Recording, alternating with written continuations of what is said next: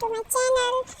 तो आज के ब्लॉग में मैं अपनी होली का ब्लॉग कवर करने वाली हूँ और इसमें मैं अपने भाई के साथ मस्ती कर रही हूँ। ये मेरे मामू हैं जिनके साथ मैंने होली खेली।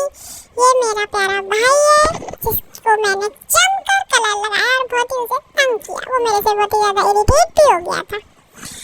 ये मेरा कज़न है जो मुझे कलर लगा रहा है। उसने मेरे से बोला आइस बंद करो, लेकिन मैंने बिल्कुल भी आइस नहीं बंद करी, जिसकी वजह से वो मुझे अच्छे से कलर भी नहीं लगा पाया।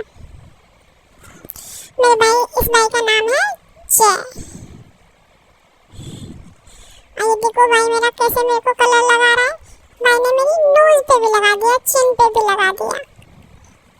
इसके बाद मैं अपनी नानू को कलर लगाने गई। मैं अपनी नानू से थोड़ा सा डरती हूँ, लेकिन मेरे नानू बहुत ही प्यारे हैं क्योंकि वो मेरे लिए डेली चॉकलेट्स लेके आते हैं। मैंने भी नानू को कलर लगाया, लेकिन बहुत ही फास्ट लगाया, बहुत जल्दी लगाया।